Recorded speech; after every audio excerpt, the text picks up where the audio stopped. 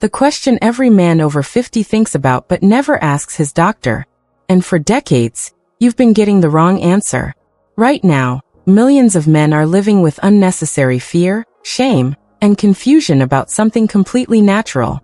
They've been told it's harmful, that they should slow down, that frequency damages the prostate. But what if I told you that modern science proves the exact opposite? What I'm about to share will contradict everything you thought you knew about male health after 50. The truth about masturbation, prostate health, and what really happens inside your body when you maintain regular sexual activity. This isn't about morality or personal choices. This is about medical facts that could literally save your life. I'm Dr. Mei Anderson, a men's health specialist with 25 years of experience treating thousands of men over 50. From construction workers worried about their marriages to CEOs concerned about declining performance, the questions are always the same. Am I normal? Am I doing damage? Should I be worried? Today, I'm sharing research that will fundamentally change how you think about male health after 50. Because the biggest threat to your prostate isn't what you're doing. It's what you're not being told. Before we dive in, tap that subscribe button and hit the notification bell, so you never miss crucial men's health insights that your doctor simply won't discuss. If you've ever worried whether your frequency is normal, or if you're somehow damaging your prostate, type truth in the comments below. If you've been told to slow down as you age, type myth. I want to know where you're starting from. Over the next few minutes, I'll reveal 4 surprising effects that regular masturbation has on your prostate after 50. 2 of these effects will reassure you completely. 2 might shock you. But by the end, you'll know exactly what science says about optimal frequency, and you'll never have to wonder if you're harming yourself again. Let's start with something most men never understand, the drainage phenomenon. Your prostate is constantly producing fluid. Think of it like a small factory that never stops working. And just like any factory, if the products don't get shipped out regularly, problems develop. Robert, 52, came into my clinic absolutely terrified. He'd been maintaining the same frequency of masturbation since his 30s, roughly 5 times per week. But after his 50th birthday, he started worrying he was overdoing it. His wife had made an offhand comment about acting like a teenager, and it sent him into a spiral of anxiety. Robert described feeling guilty, worried he was somehow damaging his prostate or reducing his testosterone. He'd even started forcing himself to abstain for weeks at a time, thinking this was healthier. But what he didn't realize was that his body was trying to tell him something important. During those periods of abstinence, Robert experienced a dull ache in his pelvic region, increased urgency when urinating, and what felt like incomplete emptying of his bladder. He thought these were signs of prostate problems developing. In reality, they were signs of prostate fluid buildup. Here's what actually happens inside your body. The prostate produces prostatic fluid continuously. About 30% of your seminal fluid comes from this gland. This fluid contains zinc, proteins, and enzymes that keep your reproductive system healthy. But if this fluid isn't regularly expelled through ejaculation, it begins to stagnate. Think of it like a pond versus a flowing river. Stagnant water develops problems, bacteria can multiply, inflammation increases, and the whole system becomes less healthy. Your prostate operates on the same principle. Clinical research published in the Journal of the American Medical Association followed over 29,000 men for 18 years. What they found was remarkable. Men who ejaculated 21 or more times per month had a 31% lower risk of prostate cancer, compared to men who ejaculated only 4 to 7 times per month. This wasn't a small study or a fluke finding. This was nearly 3 decades of data showing that regular ejaculation, whether through intercourse or masturbation, acts as a natural drainage system for the prostate. When I explained this to Robert, his relief was immediate. I told him to return to his natural pattern and pay attention to how his body felt. 6 weeks later, Robert reported that the pelvic discomfort had completely disappeared. His urinary symptoms resolved. And perhaps most importantly, his anxiety about his own body vanished. The drainage phenomenon is real, measurable, and beneficial. Your prostate was designed to function regularly. Fighting against this natural rhythm often creates the very problems you're trying to prevent. Now let's talk about something that affects nearly 50% of men over 50, chronic prostatitis, or inflammation of the prostate. This condition causes pelvic pain, difficult urination, and a constant feeling of discomfort that can last for months or even years. Michael, 58, had been suffering from chronic prostatitis for over 2 years.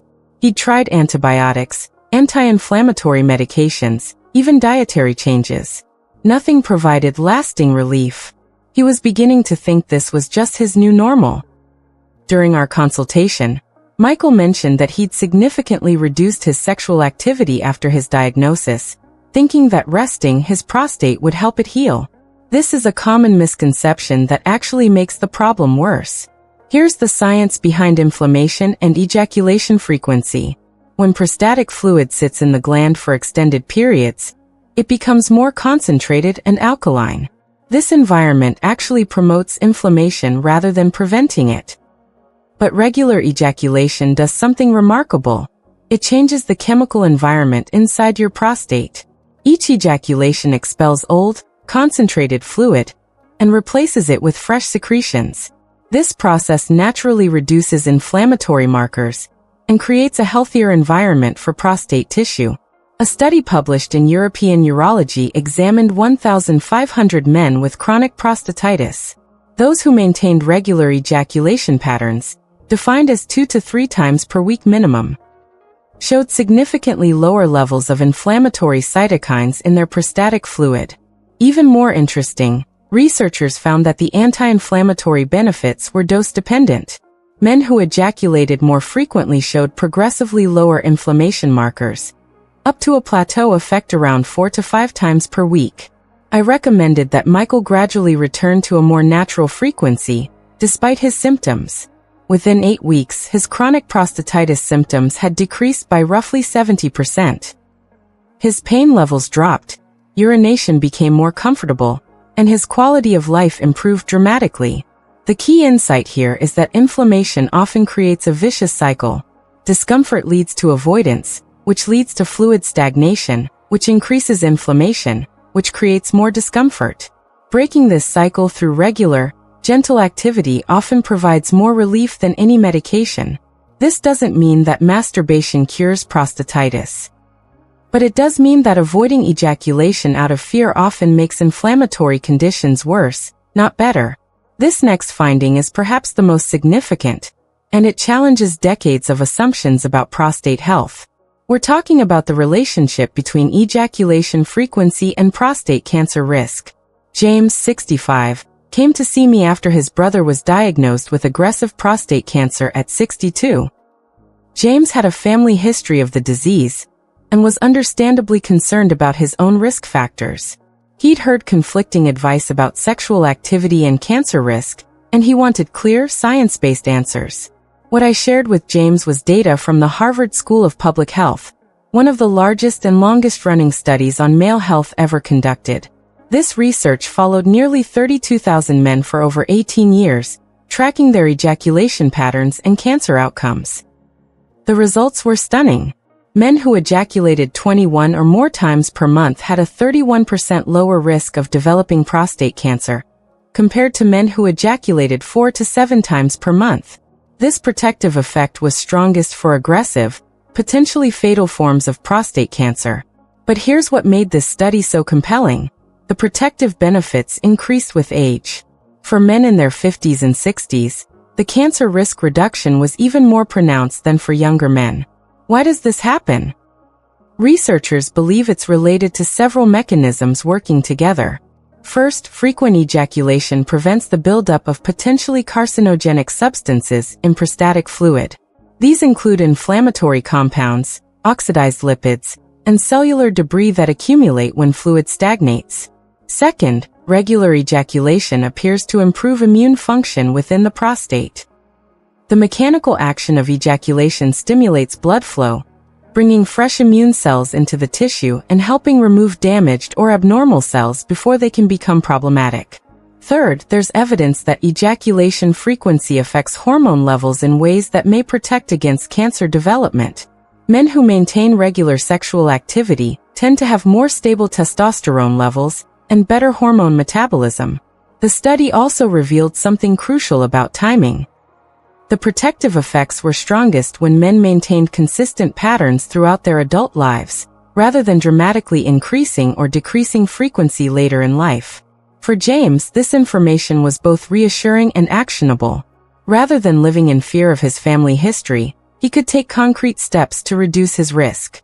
Combined with regular screening, healthy diet, and exercise, maintaining sexual activity became part of his comprehensive cancer prevention strategy. 6 months later, James reported feeling more confident about his health future. His PSA levels remained stable, and he felt empowered knowing he was actively working to protect his prostate health. The cancer connection isn't just theory, it's backed by some of the most robust data in men's health research. And for men over 50, when cancer risk naturally increases, this protective effect becomes even more valuable. The fourth effect might surprise you because it extends far beyond the prostate itself. Regular masturbation after 50 significantly impacts your overall vascular health, particularly in the pelvic region. Frank, 61, came to me struggling with erectile dysfunction that had gradually worsened over 2 years. He'd tried medications with limited success and was becoming increasingly frustrated. During our conversation, Frank mentioned that he'd almost completely stopped masturbating, thinking it would save his erections for intimate moments with his wife. This is a classic example of misunderstanding how vascular health actually works. Your circulatory system operates on a use it or lose it principle. When blood vessels aren't regularly challenged with increased flow, they actually become less responsive over time. Here's what happens physiologically during arousal and ejaculation. Blood flow to the pelvic region increases dramatically, sometimes by 300 to 400% above baseline levels. This increased circulation doesn't just affect the penis. It benefits the entire pelvic floor, including the prostate, bladder, and surrounding tissues. Regular masturbation essentially provides cardiovascular exercise for your pelvic blood vessels. Each session strengthens the endothelial lining of blood vessels, improves their flexibility, and maintains their ability to dilate effectively. Research published in the International Journal of Impotence Research followed 300 men over age 55 for 3 years. Those who maintained regular sexual activity, including masturbation, showed significantly better erectile function scores compared to men who became sexually inactive.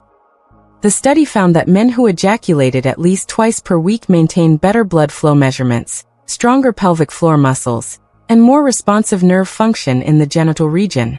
For Frank, I recommended gradually returning to regular self-stimulation, focusing on the process rather than performance anxiety. I explained that this wasn't separate from his intimate relationship. It was supporting it by maintaining his vascular health. Within 3 months, Frank's erectile function had improved markedly. His spontaneous erections returned, his confidence increased, and his relationship with his wife strengthened. He realized that maintaining his sexual health was actually an investment in their intimacy, not a competition with it. The circulation benefits extend beyond erectile function. Better pelvic blood flow supports prostate health, bladder function, and even helps prevent the development of varicocele and other vascular issues common in older men. This vascular exercise effect is cumulative. The more consistently you maintain it, the better your long-term circulation remains. Men who stop sexual activity entirely often find it increasingly difficult to resume as blood vessel function declines. So what does this all mean practically? Based on current research, the optimal frequency for prostate health appears to be in the range of 3 to 5 times per week, for most men over 50. This can include any combination of intercourse and masturbation. What matters is consistency, not the specific method. However, every man is different. Some may find that twice per week feels natural and beneficial, while others may prefer daily activity. The key is listening to your body and maintaining patterns that feel sustainable and comfortable. Warning signs to watch for include pain during ejaculation, blood and semen, dramatic changes in your natural patterns, or persistent pelvic discomfort. These warrant medical evaluation, but they're not reasons to stop sexual activity entirely. Remember, gentlemen, your sexuality doesn't have an expiration date. The research clearly shows that maintaining regular sexual activity, including masturbation, supports your prostate health, reduces cancer risk, fights inflammation, and preserves vascular function. This isn't about performance or comparison with younger men. It's about understanding that your body benefits from consistent, gentle activity throughout your life. If this information helped clarify concerns you've had, please like this video and share it with other men who might benefit from these facts. Leave a comment below sharing what surprised you most. Your experiences help other viewers realize they're not alone. Subscribe to Vital Health Seniors for more honest, research-based discussions about the health topics that matter most to you. Because your health is your responsibility, but you shouldn't have to navigate it without accurate information. Remember, there's no shame in maintaining your sexual health. There's only the choice between living with unnecessary fear or embracing the science that can improve your quality of life. Take care of yourselves, gentlemen. You deserve to age with confidence, knowledge, and vitality.